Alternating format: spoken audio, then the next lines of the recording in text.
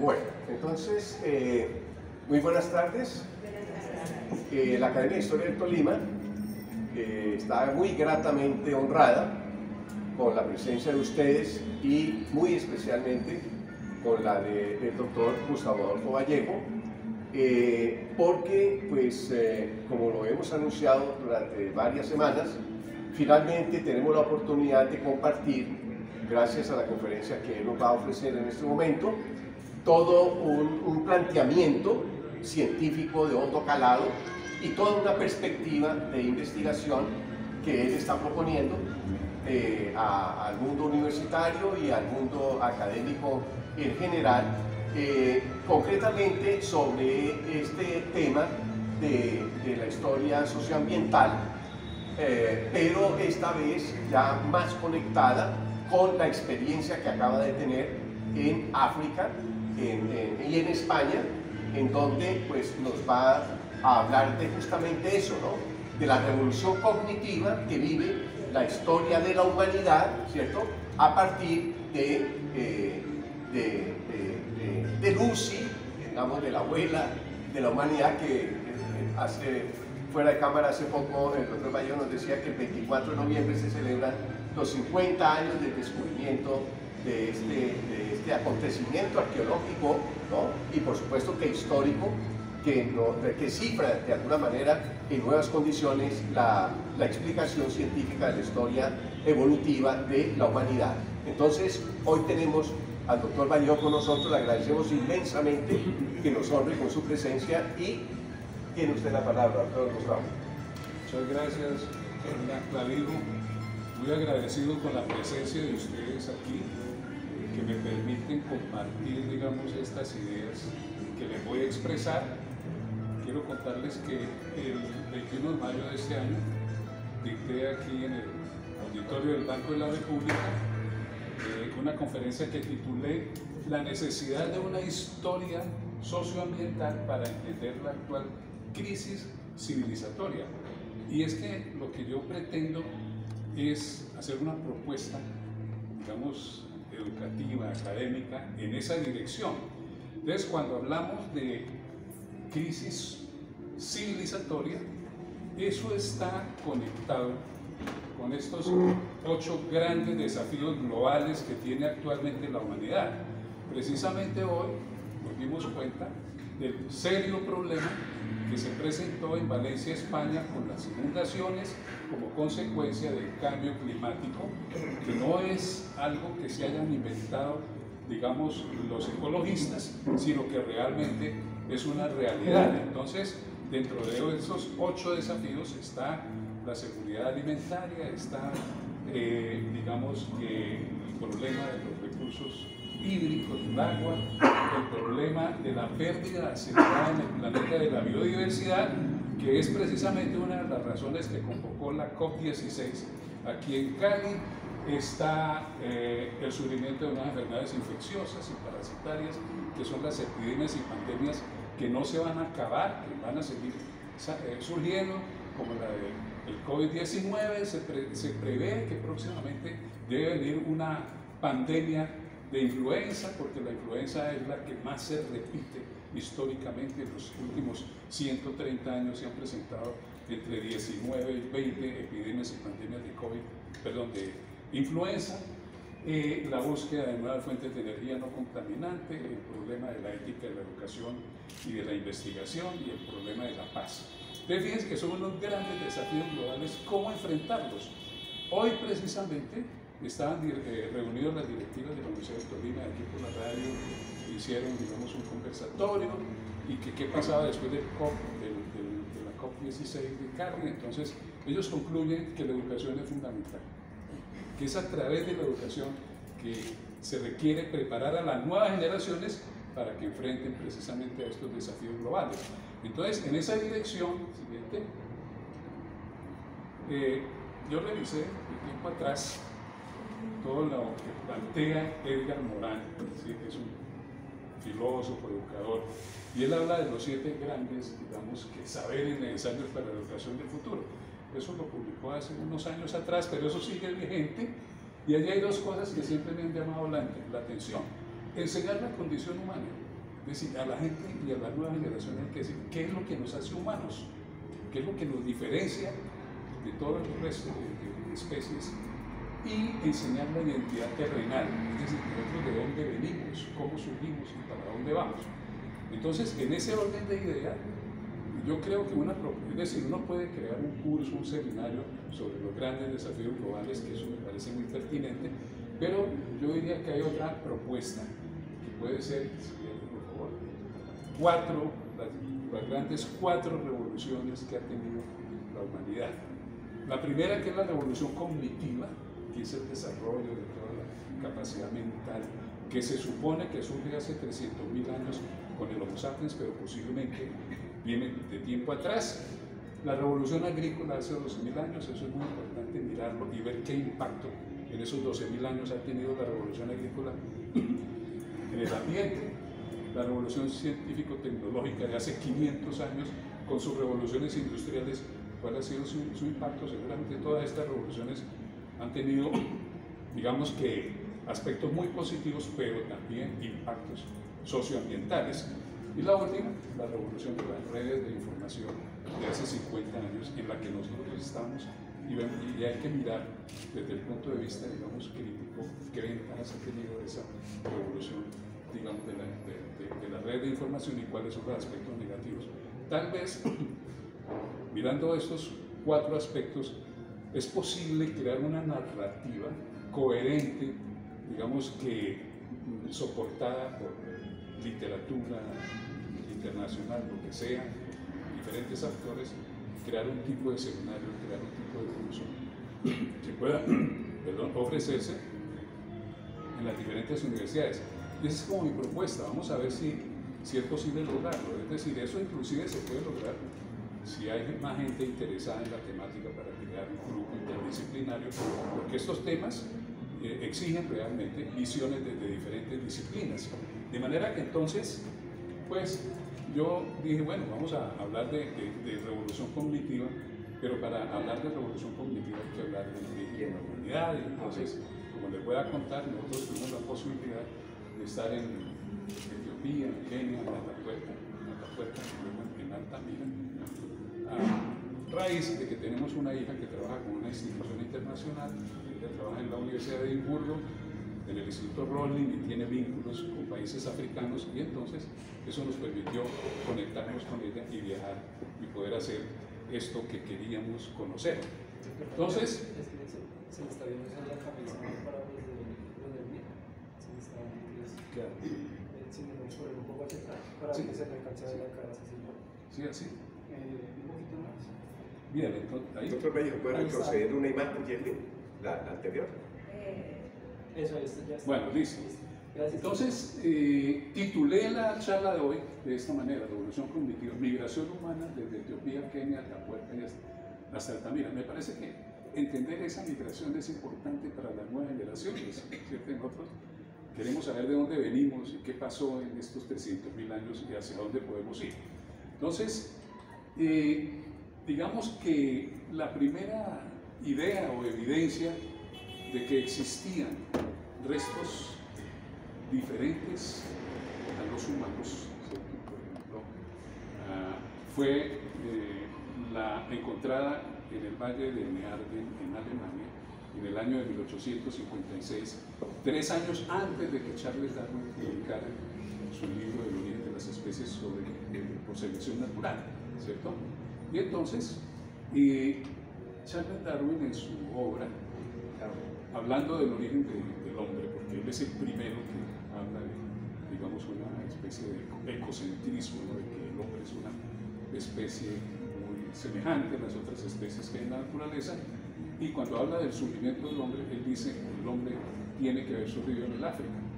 En esa época, hace más de 150 años, pues hubo una cantidad de problemas, porque las comunidades europeas no aceptaban que una especie tan noble como la especie humana hubiese surgido en el África, un país, digamos, con unas características diferentes, que era, digamos, objeto de colonización, en fin, de esclavismo y todo lo que ustedes conocen históricamente. Sin embargo, a partir de esa propuesta, mucha gente se interesó y comenzó a trabajar y a buscar, digamos, evidencias de ese surgimiento, del ser humano en el África.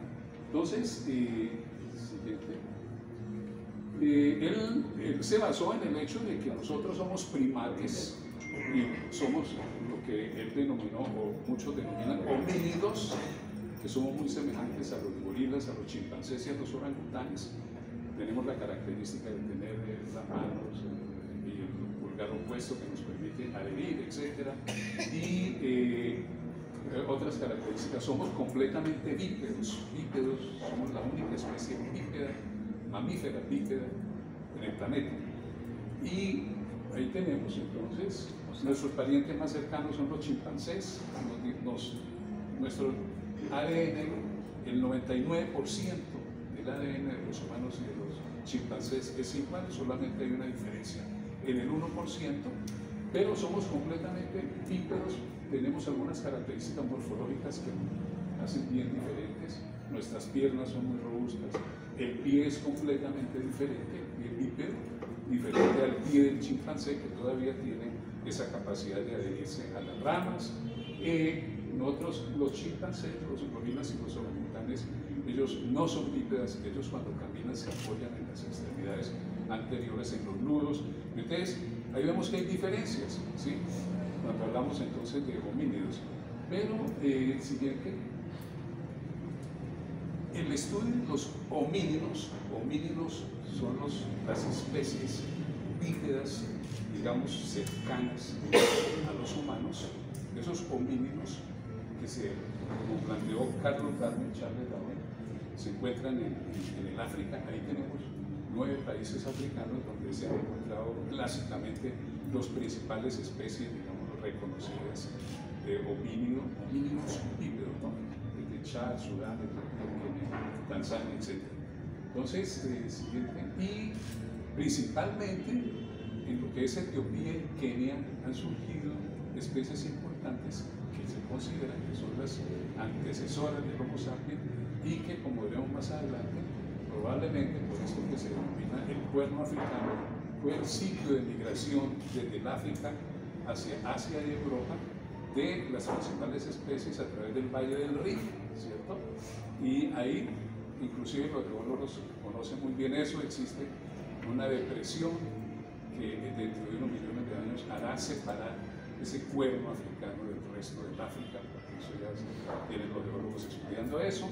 Entonces, aquí tenemos los homínidos primitivos, los grupos que existieron en el África, los más antiguos, como son, por ejemplo, los ardipithecus, los australopithecus, Kenyanthropus, Orrorin, Paranthropus, Sahelanthropus, que vivieron entre 7 y 1.2 millones de años, ¿sí? Se cree que después veremos que el antecesor tanto de estos homínidos como de los otros primates puede tener más de 20 millones de años, ¿no? Allá inclusive hay unos registros fósiles de eso. El más antiguo es el Sahelanthropus chadensis, que tiene 7 millones de años, hallado en el Chad. Le sigue el Orrorin tugenensis, con 6 millones de años, hallado en Kenia. Bueno, y ahí hay otros, pero los más importantes que han llamado mucho la atención son los ardipithecus y los australopithecus, porque ellos se han encontrado, digamos, los fósiles completos y principalmente en Etiopía. En Etiopía, ardipithecus y australopithecus han sido, digamos, los hallazgos paleoantropológicos más importantes, ¿sí? Por eso nosotros quisimos con nuestra hija ir a Etiopía y a mirar allí y hablar y conocer. Entonces nos vinimos al Museo Nacional de Etiopía y ahí queríamos ver a los ardipithecus y los australopithecus. Ahí estamos mirando el Ardipithecus rhamnidus, que tiene 4.4 millones de años, descubierto no hace mucho, en 1992, 1993.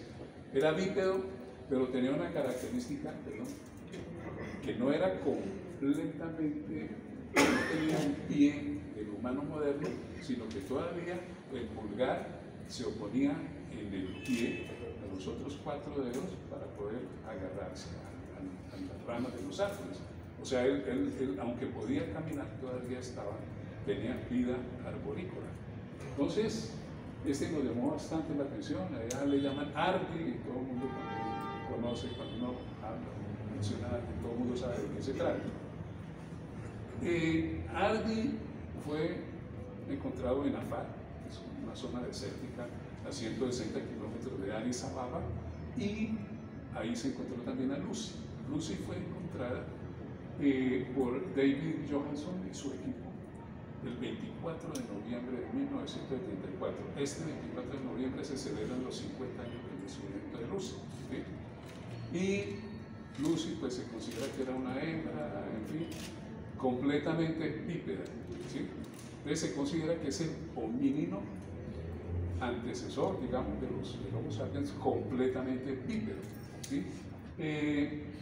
Allá existe una placa, no se puede ir por razones de seguridad, ¿no? Es decir, Etiopía tiene en este momento dificultades para salir. Nosotros afortunadamente siempre estuvimos ligados con el Instituto de Investigación de Agricultura y Ganadería, en fin, tropical, y entonces con ellos salíamos, en fin, estuvimos muy cómodos en ese sentido, ¿no? Entonces allá encontraron a Lucy. Pues quería simplemente decir que viajamos 16.800 kilómetros desde Bogotá a Londres. Nuestra hija, ella trabaja en Inglaterra, en fin, y ahí estuvimos un tiempo y después viajamos a Addis Ababa para conocer a Lucy. Allá en el museo, lógicamente que los restos que se ven no son los originales, porque los tienen bóvedas especiales, porque tienen un valor científico muy importante, pero son idénticos, es decir, es exactamente lo mismo. Entonces ahí vimos a Lucy, y está Lucy, tomamos fotos, eso produce emoción realmente, pensar que efectivamente Lucy es la abuela de la humanidad, ¿cierto? Allá el nombre etíope de Lucy es Dinknesh, que en amárico significa eres maravillosa, ¿sí? Eres maravillosa. Tuvimos la oportunidad de hablar con gente que dicen, no, aquí desde la escuela y el colegio nos traen a ver a Lucy, ¿sí? Y ellos se sienten orgullosos de que son la cuna de la humanidad, ¿sí? Entonces, eso me pareció interesante porque eso desde el punto de vista cultural, ¿vale? Que es importantísimo, ¿cierto? Que la gente, que la población tenga conciencia de que ellos son cuna de la humanidad, ¿sí? Aunque tienen problemas y mucha pobreza, en fin, lo que sea, pero me pareció muy interesante.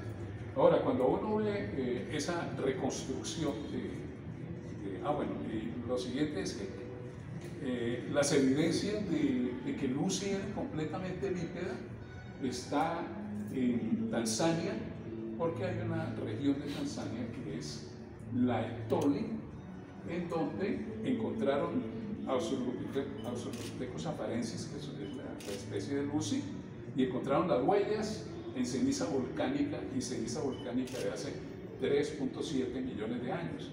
Entonces, ahí hay evidencia de que efectivamente Lucy es el primer homínido completamente bípedo, ¿no?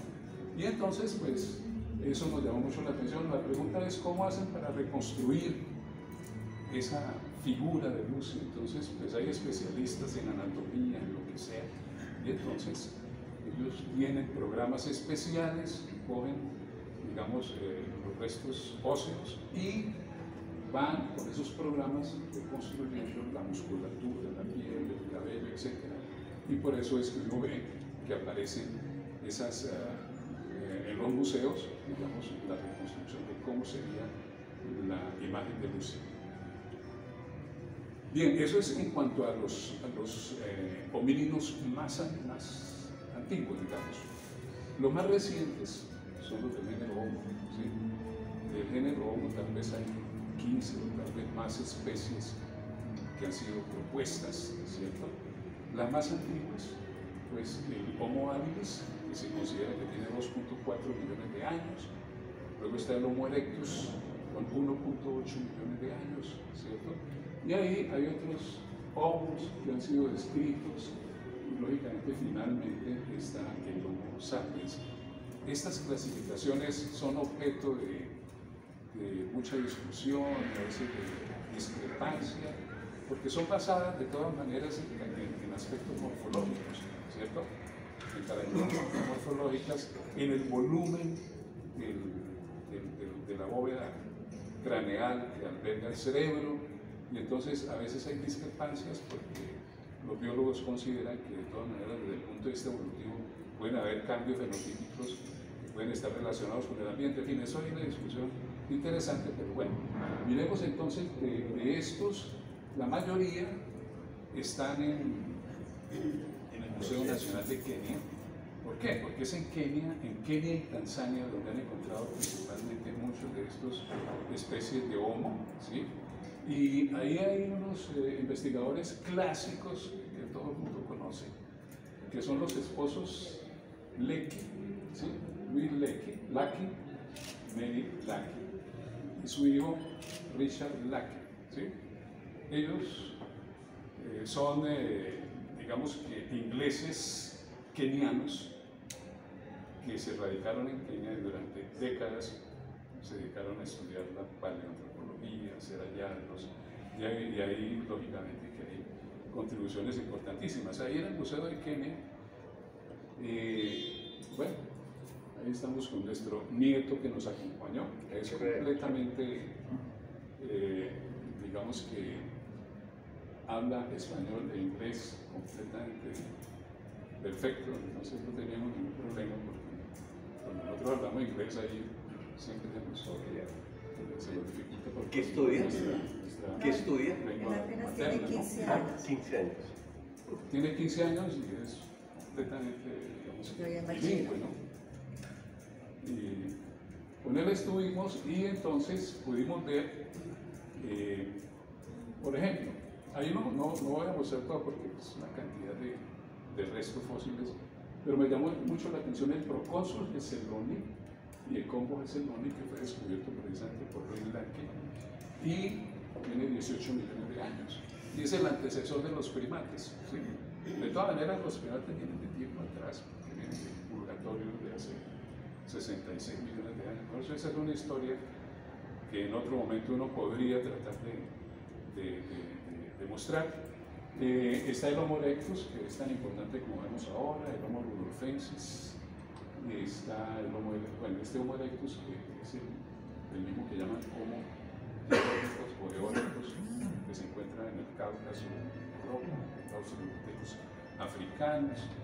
Está el Paranthropus aethiopicus, el Homo heidelbergensis, que también es muy importante porque sale el Homo erectus sale del África, el heidelbergensis también sale del África, lo mismo que el Homo sapiens, ¿no?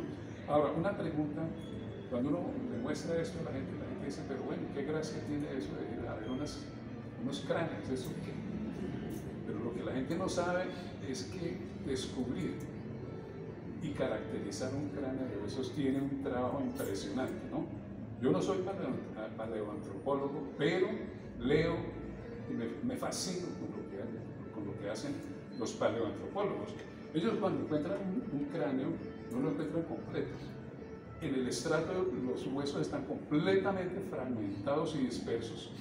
Y lo que tienen es que cuidadosamente ir rescatando de ese estrato todos los pequeños fragmentos y van posteriormente armando como un rompecabezas.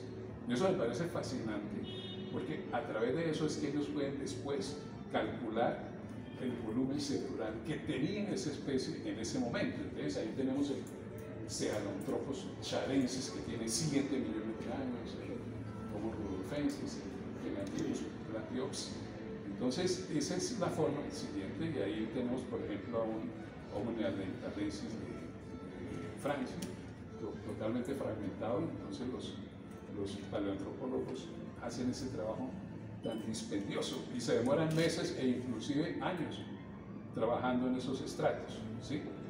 Y ahí tenemos ejemplos de cómo ellos montan toda esa infraestructura para poder ir mirando estrato por estrato, porque con la unión de los geólogos tienen que ir datando cada estrato para saber precisamente en qué época y cuál es la edad precisamente de esos fósiles que encuentran, ¿no? Entonces, por ejemplo, el niño de Tulcán, que es del lago Turkana de Kenia, fue descubierto por Richard Leakey y por Kamoya Kimeo. Ellos encontraron ahí un vestigio de unos restos de este homínido y se demoraron 7 meses procesando el material, y el equipo de Richard retiró 1.500 toneladas de sedimentos para encontrar el esqueleto, digamos, completo, ¿no?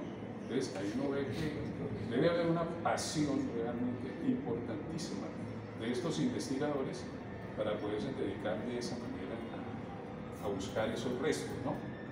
Decía en su libro de El origen de la humanidad, Richard Leakey decía: nosotros los paleoantropólogos somos los analfabetos de la historia, porque cuando trabajamos en el campo no tenemos ningún referente escrito que nos diga esto qué es, sino simplemente ir encontrando e ir interpretando, ir reconstruyendo lo que se ve allí en el estrato para poder, digamos, que determinar qué condiciones, qué características tenía esa especie, cómo se alimentaba, es decir, qué cazaba, en fin.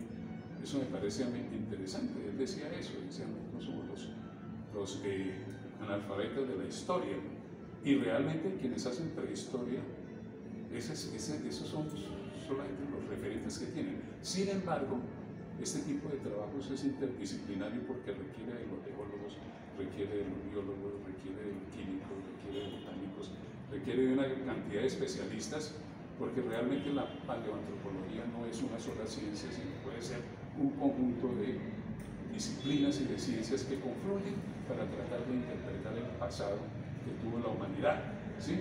De manera que entonces, miremos la siguiente. ¿Cómo hacen ellos para identificar y saber que esos restos pertenecen a un homínido? Pues lógicamente, ante todo, son especialistas anatomistas, pero de altísimo nivel, ¿cierto? Que a través de un pequeño falange pueden saber si esa falange es humana o es falange de lo que sea, de otro primate, en fin. Entonces tienen una capacidad enorme para poder identificar esos restos. Lo primero, por ejemplo, en el cráneo es la dentadura, ¿sí? La dentadura de los homínidos, los caninos de los homínidos es muy reducida, los caninos, mientras los caninos, por ejemplo, de los chimpancés, gorilas y orangutanes son muy grandes, ¿cierto?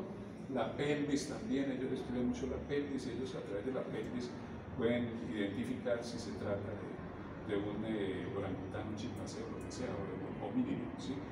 Y adicionalmente, el foramen magnum, que es ese agujero que tenemos en la base del cráneo, que a través del cual penetra digamos, el de la columna vertebral, ¿cierto?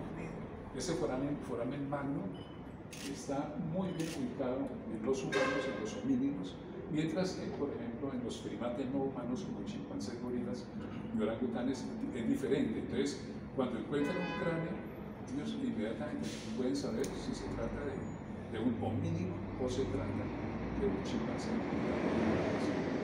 La forma del cráneo, es también muy clave, ¿sí?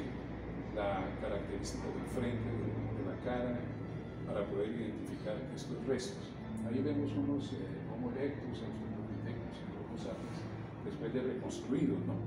Entonces, algo muy importante que hacen los paleoantropólogos es estudiar el volumen digamos, cerebral, de la capacidad craneal. Entonces, para eso ellos recolectan una gran cantidad de restos y tienen técnicas para medir el volumen. Entonces, lo que han visto es que evolutivamente los homínidos han ido aumentando el volumen cerebral. Entonces, comenzando con los australopithecus de Lucy. Lucy tenía entre 400 y 500 centímetros cúbicos de volumen cerebral. Luego, el Homo habilis, que es digamos, uno de los el más antiguo de los homos, tenía 670, 700, el Homo erectus 800 a 1200, el Homo neanderthalensis 1500 más o menos, 1600, y el Homo sapiens en promedio 1350 el volumen cerebral, ¿sí? Y pues se cree que ese volumen cerebral está relacionado con el desarrollo de esa capacidad cognitiva, de esa capacidad, digamos, de reconocer la realidad, el desarrollo del lenguaje, de una cantidad de características que tiene digamos, el humano, ¿cierto? De hecho, el volumen cerebral parece que es clave en el momento de definir especies, ¿no? Cuando vienen esas discusiones de que a qué especie pertenece, ese volumen cerebral puede ser de todas maneras muy importante. Como consecuencia de esa revolución cognitiva, pues viene el origen de la tecnología, ¿no? ¿Sí? Y la tecnología con la que surge nuestra especie es una tecnología lítica, es lo que se denomina la industria lítica. Y en eso hay especialistas, ¿no? Los especialistas que hablan de una cantidad de modos de industrias líticas, pero básicamente uno encuentra en la literatura la industria olduvaiense, que es como ese tipo de artefactos líticos que desarrollaron los homínidos en la garganta de Olduvai, en Tanzania, ¿cierto?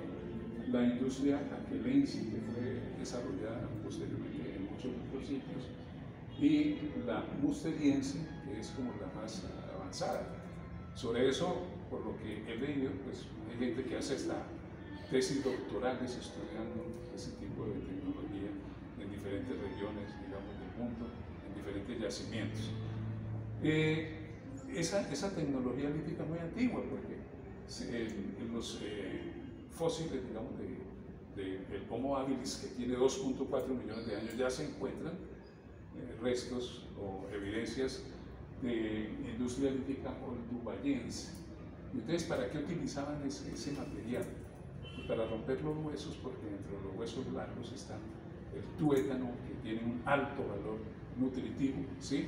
Y con esas lascas, que eran como cuchillos de diferentes materiales líticos, con eso podían descarnar las presas que cazaban, cortar los tendones, en fin, es decir, les permitía aprovechar realmente esas actividades de cacería que tenían, ¿no?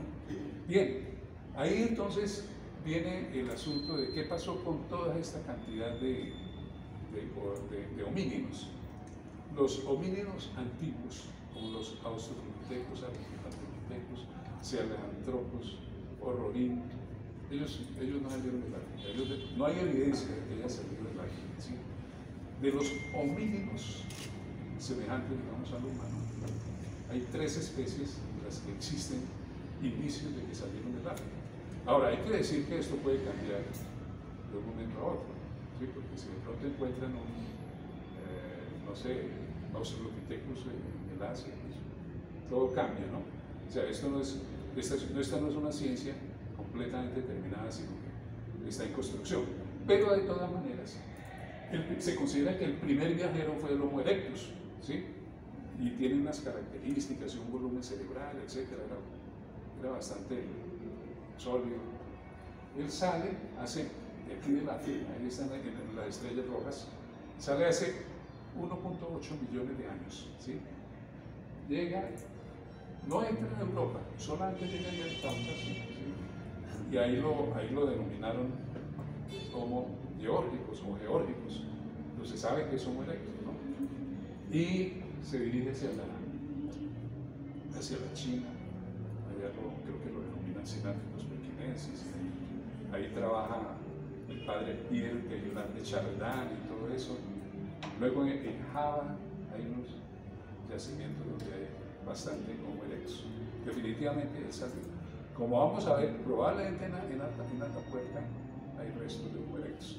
Lo que pasa es que son muy poco el material y no pueden llegar a una conclusión definitiva, pero se sospecha que Homo erectus llegó también allá a España.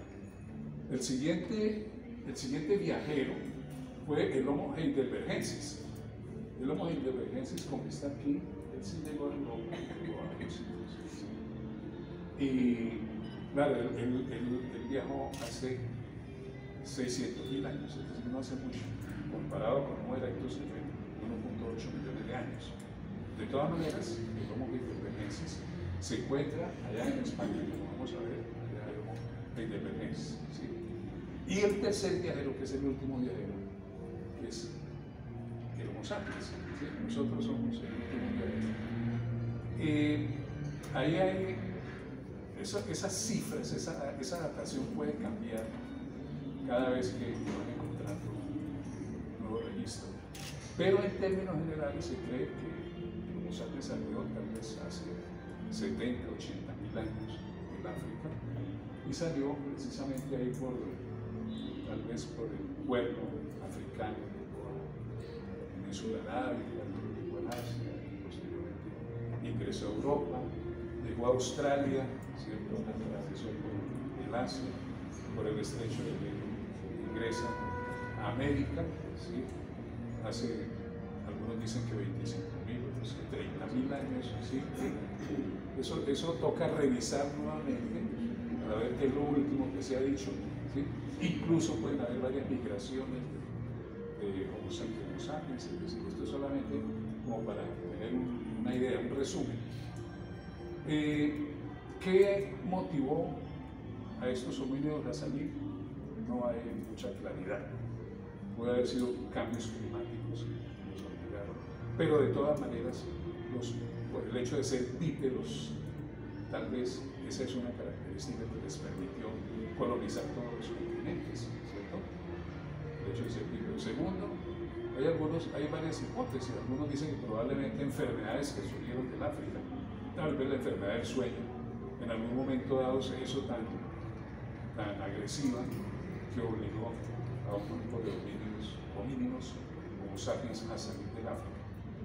Lo cierto es que la salida de Homo sapiens del África sí está documentada molecularmente, porque existe lo que se denomina, digamos, los estudios de ADN mitocondrial, ¿sí? Que hablan de la EVA africana, que es mirar el ADN mitocondrial, y hay técnicas para poder hacer un seguimiento de cómo ese ADN mitocondrial fue desplazándose por diferentes poblaciones, y por eso se habla de la EVA africana, que es el origen de los Homo sapiens en el África, ¿no? O sea que hay evidencias moleculares sobre eso. Pero hay algo muy importante, que eso no lo vamos a tocar acá, pero lo habíamos comentado en la conferencia anterior, y es que en el desplazamiento de Homo sapiens, que se demoró muchos años, él era fundamentalmente cazador y recolector de frutos, y en ese proceso de cacería probablemente hay evidencias en algunos casos de que causó extinción de la megafauna, principalmente en Australia, produjo extinción del 90% de la megafauna, aquí en América del 83%, en América había elefantes, había una cantidad de animales grandes, seguramente procedentes de tiempos antiquísimos del África. Recuerden que nosotros teníamos megaterios, ¿sí? El profesor Humberto Granados Espitia, de la Universidad de Tolima, uno de los fundadores del Departamento de Biología, descubrió un megaterio en Rovira, y él llevó los huesos para la Universidad de Tolima, ¿sí? ¿Y por qué desaparecieron los megaterios? Eran unos perezosos de 3 metros de altura, por la cacería que hacían en ese tiempo Homo sapiens. ¿Y por qué cazaba presas grandes? Porque pues, una presa grande más atractiva para alimentar a una aldea, a una población que iba a cazar conejos, iba a cazar animales pequeños. Pero bueno, sigamos entonces. Si el hombre salió del África, pues llegó a Europa, lógicamente. Entonces nosotros quisimos mirar qué especies había en Europa. Y para eso lo mejor era ir a la Sierra de Atapuerca, que es considerado el sitio paleoantropológico más importante de Europa. Es decir, donde hay mayor cantidad de, digamos, de registro fósil, es ahí en Atapuerca. Entonces, eso queda ahí muy cerca de Burgos, ¿no? ¿Qué pasó? Pues que hace más de 120 años, entre 1896 y 1901, en esa sierra necesitaron construir un ferrocarril, ¿sí?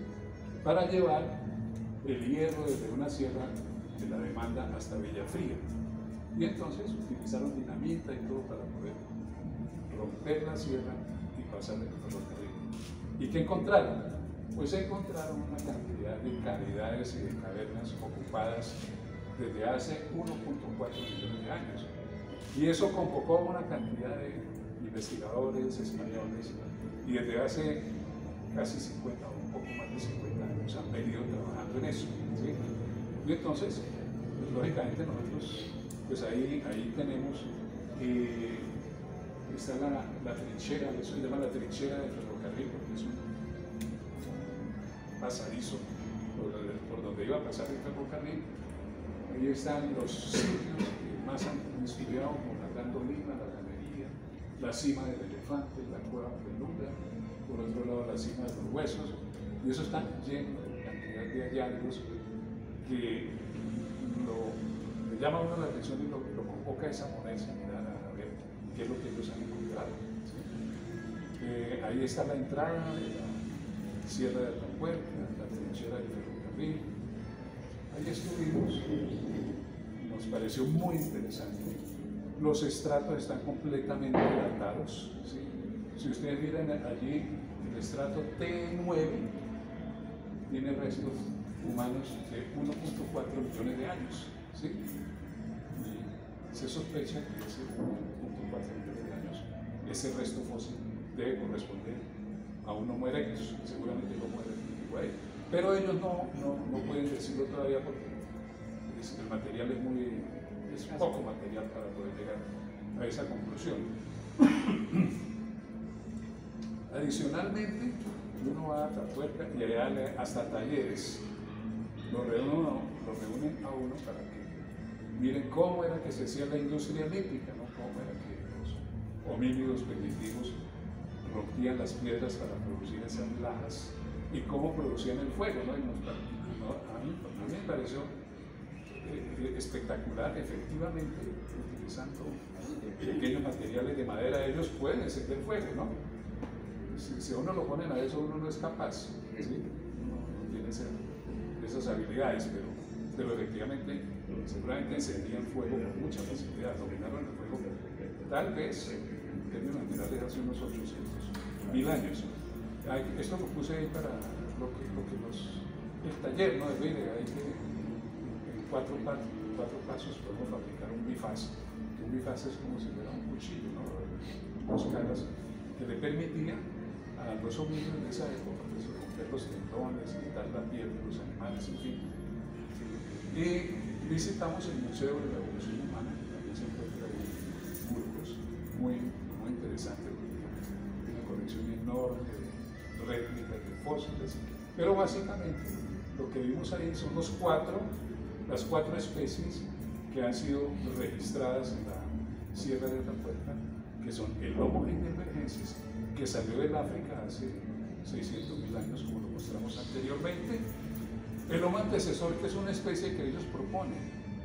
Ellos ahí, los investigadores de la Sierra de Atapuerca, proponen al Homo antecesor, que tiene unos 800.000 años, ¿sí? Y considera que puede haber sido el antecesor del Homo neanderthalensis, y algunos dicen que probablemente el Homo sapiens. Sin embargo, lo del Homo sapiens no es completamente, digamos, válido en términos de que existen otras evidencias que el Homo sapiens venía ya del África, ¿cierto? Entonces, esos dos, Homo heidelbergensis, Homo antecesor, y aquí tenemos el Homo neanderthalensis y el Homo sapiens, ¿sí? El Homo sapiens, pues, morfológicamente es bien diferente al cráneo del Homo sapiens, porque digamos que el hueso supraorbital es bastante pronunciado, bueno, y hay otra serie de características, ¿no? Ahí están, digamos, características morfológicas, volumen cerebral, estatura, etc. Y esos estudios de la Sierra de Atapuerca, pues en su momento causaron mucho impacto, ¿sí?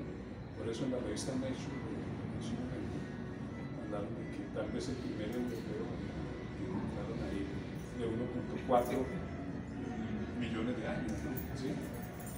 probablemente es posible que sea un Homo erectus.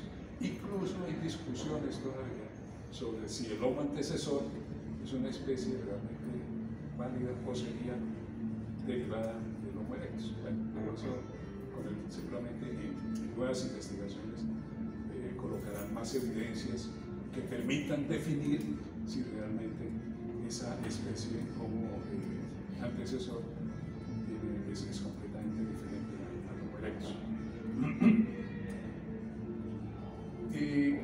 Hay evidencias de que el Homo neandertal o el Homo neanderthalensis se cruzó con el Homo sapiens, porque el Homo sapiens ingresa a Europa hace más o menos 40.000 años, es lo que se estima, ¿no? Y allá existían los neandertales. Los neandertales estaban prácticamente por toda Europa, inclusive en Inglaterra. Nosotros en Inglaterra visitamos yacimientos donde están las dos especies, Homo sapiens y Homo neanderthalensis. Con el advenimiento de la biología molecular, pues ha sido posible extraer el ADN de Homo neanderthalensis y de Homo sapiens antiguos, y han hecho comparaciones. Y las comparaciones las hizo fundamentalmente un investigador sueco que se llama Svante Paavo, que está ahí en la fotografía, y él encontró que nosotros nos cruzamos con los neandertales. Nosotros, los que estamos acá, tenemos genes de neandertales. Eso está demostrado. A él le dieron premio Nobel en el año 2022 por haber hecho esos descubrimientos, porque no es tan fácil poder extraer el ADN de material fósil. Tiene que ser huesos o dientes muy bien conservados que permitan extraer ese ADN. De todas maneras, él demuestra eso. A partir de eso, pues, hay empresas biotecnológicas que se han dedicado a ofrecer servicios sobre secuenciamiento de ADN. Y como ya están las secuencias de los neandertales, es posible saber si nosotros tenemos secuencias de neandertal, ¿sí? Entonces, hay una empresa, hay varias empresas, pero hay una muy reconocida que se llama 23andMe, ¿sí? Y ellos venden un kit en el cual uno puede tomar la saliva, la coloca allí, ¿sí? Y ellos posteriormente hacen la extracción del ADN, hacen secuenciamiento, y como el secuenciamiento del ADN hoy en día ha avanzado tanto, hace años era muy costoso, hoy en día no. Hoy en día la tecnología ha avanzado tanto que es posible entonces que miren el genoma de cada uno de nosotros y nos busquen la ancestría, por lo menos nos digan qué tanto ADN neandertal tenemos, o nos puedan decir usted está relacionado con personas, gente procedente de Australia, de África, bueno, en fin, de diferentes países. Es decir, son estudios de ancestría. Ellos hacían estudios de susceptibilidad a enfermedades, pero les prohibieron porque eso puede ser, digamos que, complicado para la gente, porque es privacidad, es decir, la privacidad de a qué puedo yo ser susceptible, ¿no?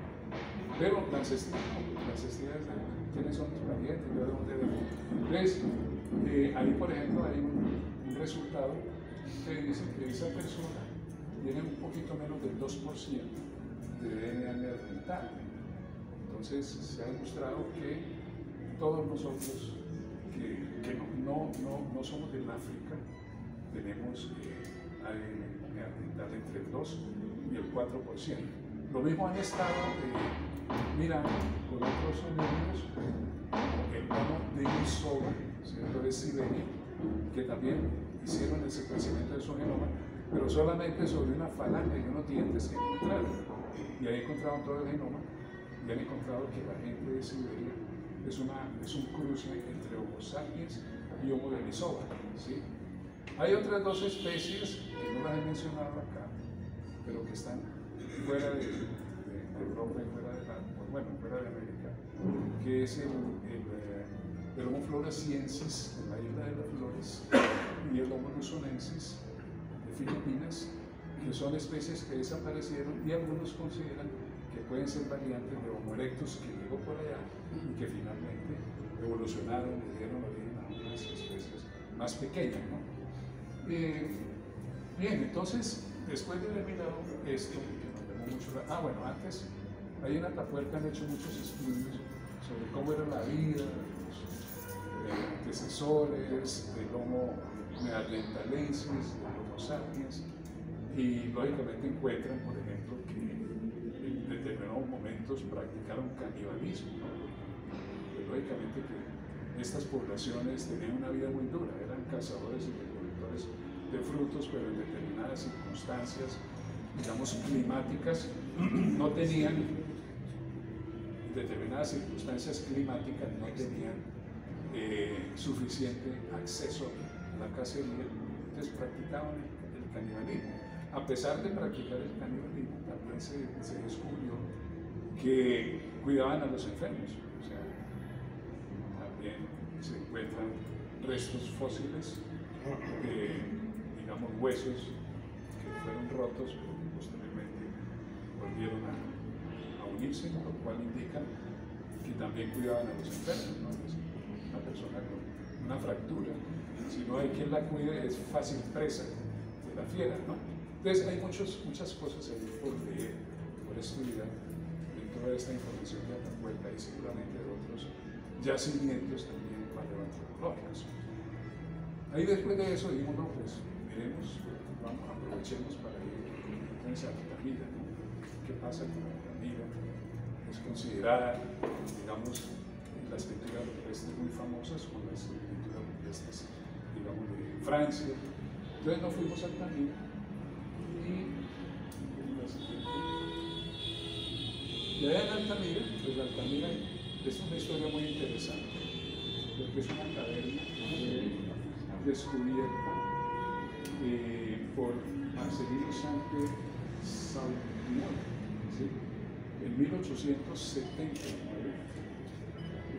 en una de sus excursiones con su hijita de 8 años, entraron a una caverna que pues, prácticamente tenía la puerta sellada de una manera impecable. Y la niñita fue la que vio el techo y le dijo, papá, hay unos bueyes pintados, ¿no? Y como él era, digamos que arqueólogo, tenía formación en esa dirección, entonces me pareció muy interesante y comenzó a divulgar la existencia de esas pinturas. Pero en esa época se consideraban que los homínidos, es decir, que estas especies de Neandertal, sapiens, neanderthalenses, todas estas especies, eran especies realmente primitivas. ¿Qué capacidad podrían tener, digamos, de hacer representaciones artísticas? Entonces no le creyeron, dijeron, no, eso es un cuento suyo, usted fue el que pintó eso y ahora viene a decir que lo pintaron los homínidos que poblaron, digamos, el Cantábrico en esa época. De manera que pues él siguió insistiendo, ¿sí? Y finalmente pues se encontraron más pinturas, se hicieron las dataciones con diferentes técnicas, de carbono 14, en fin, lo que sea, y se encontró que efectivamente eran pinturas rupestres antiguas. Y por esa razón, entonces, la cueva del Altamira ha sido considerada patrimonio cultural de la humanidad desde el año de 1985. Y es bastante interesante. La entrada, pues esa fotografía la tomé yo ahí de lejos, ahí está la entrada de la cueva de Altamira, ¿sí? Pero pues allá no se puede, es decir, hay que entrar en lista para poder entrar, porque a la cueva de Altamira solamente pueden entrar 5 personas cada sábado.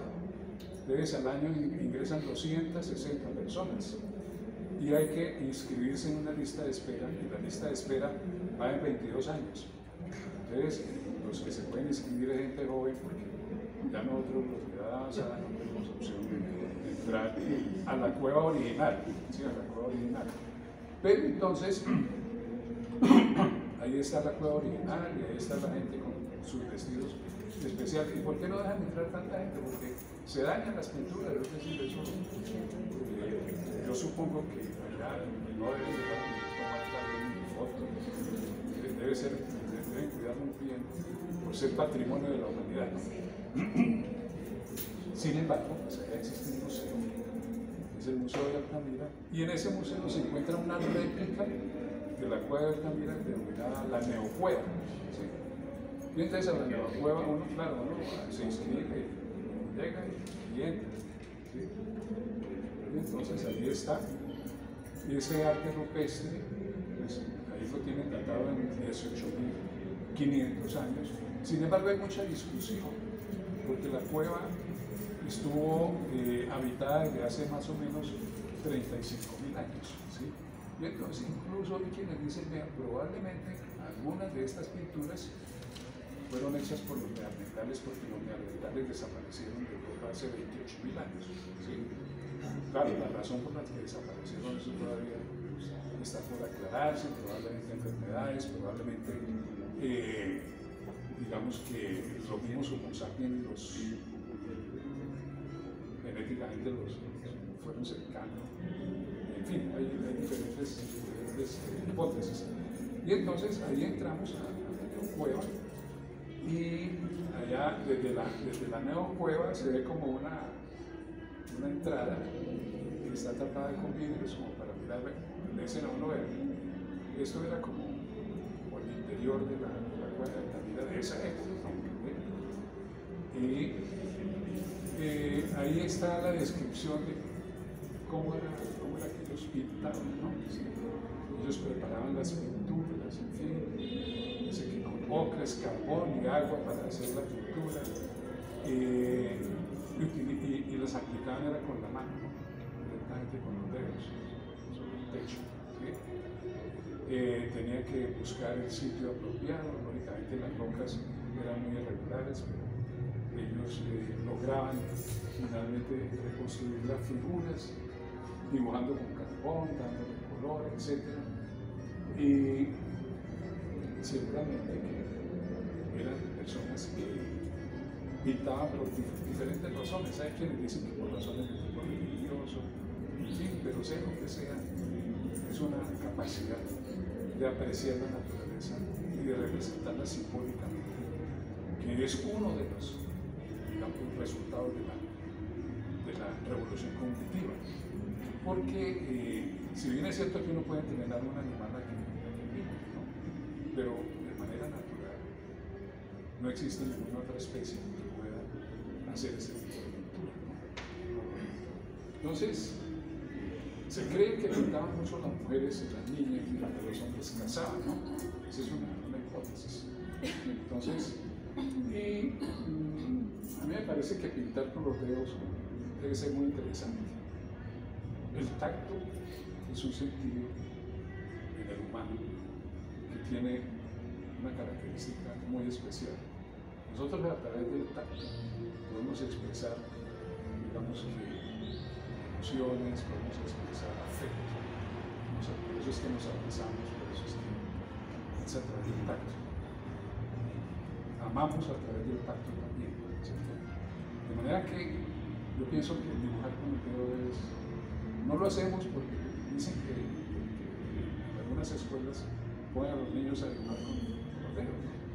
Pero tal vez uno como adulto pintara con el dedo, yo podría sentir emociones y estar plasmando una obra directamente. No sé, son ideas que se me ocurren, pero que seguramente los artistas, los que saben de esto, me podrán complementar eso. ¿Okay? Entonces, ahí estamos. Esas fotos las tomé y están, lógicamente, les cambié el brillo porque si no quedan muy oscuras. Dentro de la cueva quedan muy oscuras, pero ahí se ve la belleza de esa forma. Ahí está mi hija con mis nietos ahí también. ¿Sí? Y me parece fabulosa, es decir, no sé, a mí me emocionó mucho. ¿Sí? Yo sentí realmente emoción de ver este tipo de pinturas, ¿no?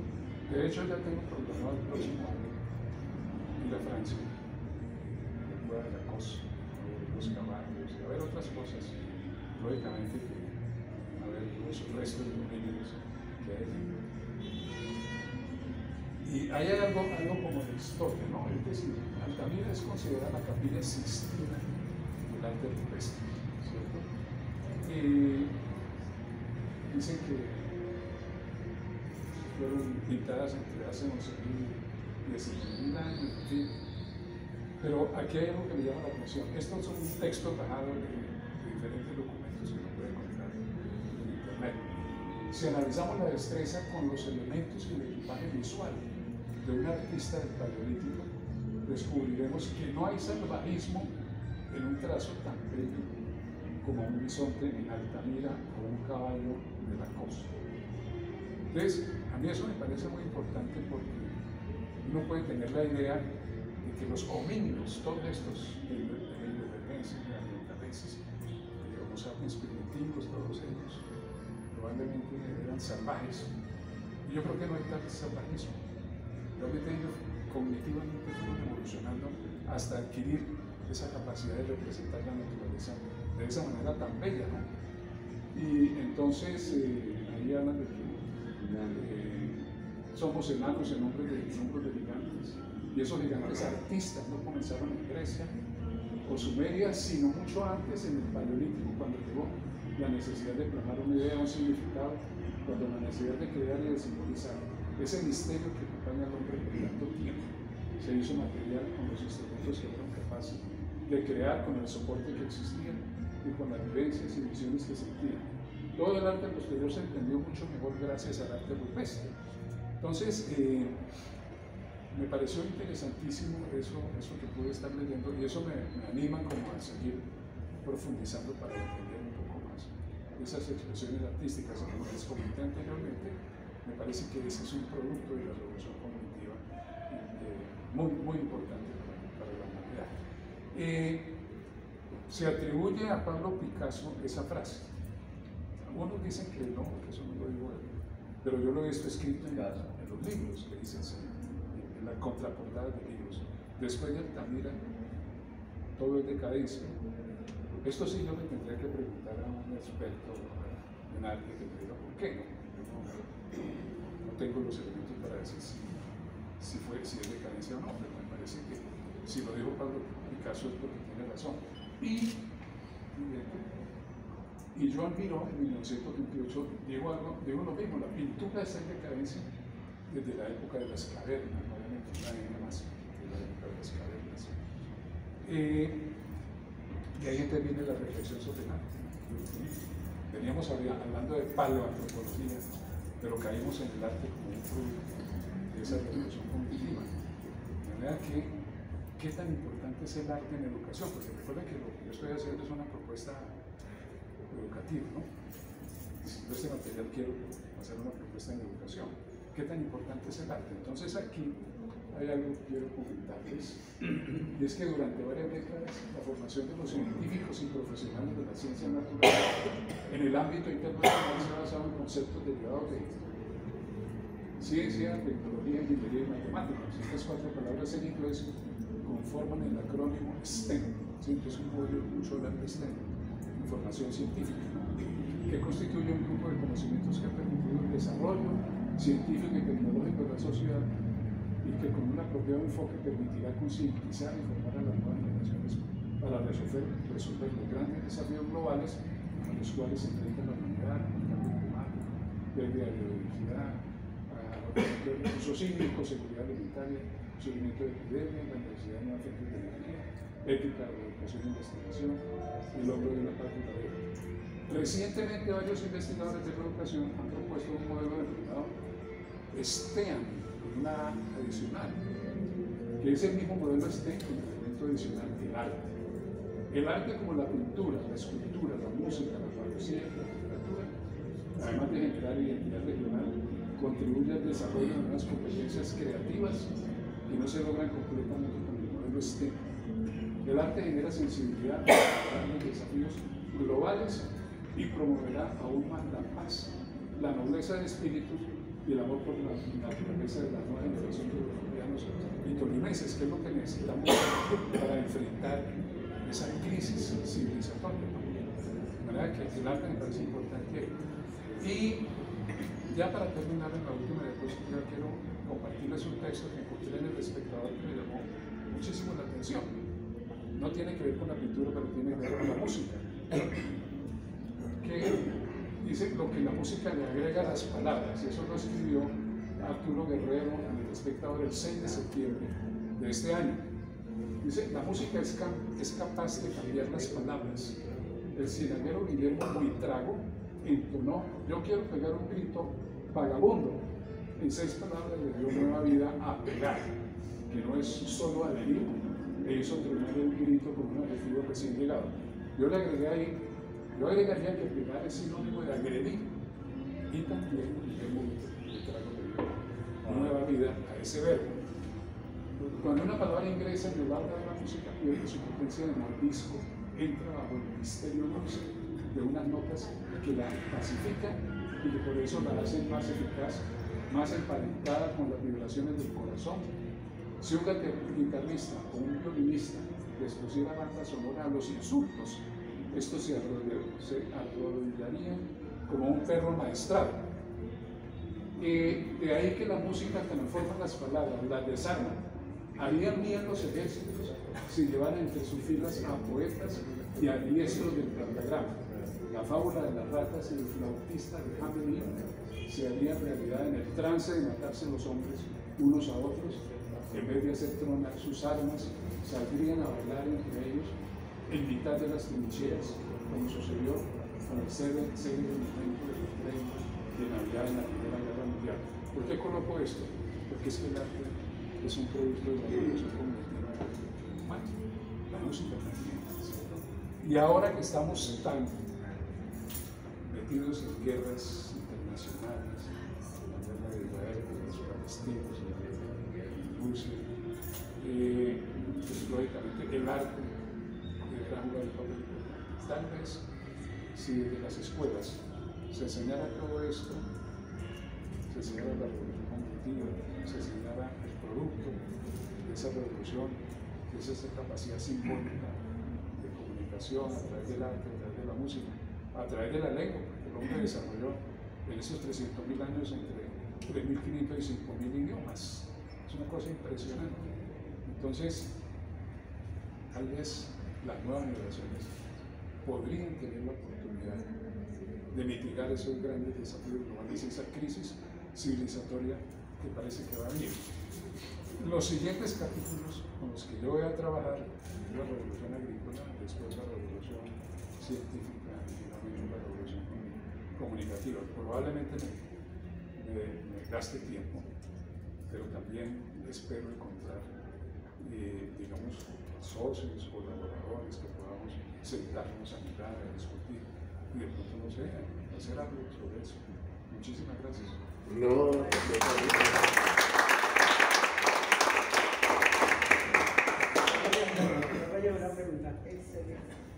Buenas tardes para todos los maestros y ¿cómo están? Maestro, pues primero que todo felicitarlo por esta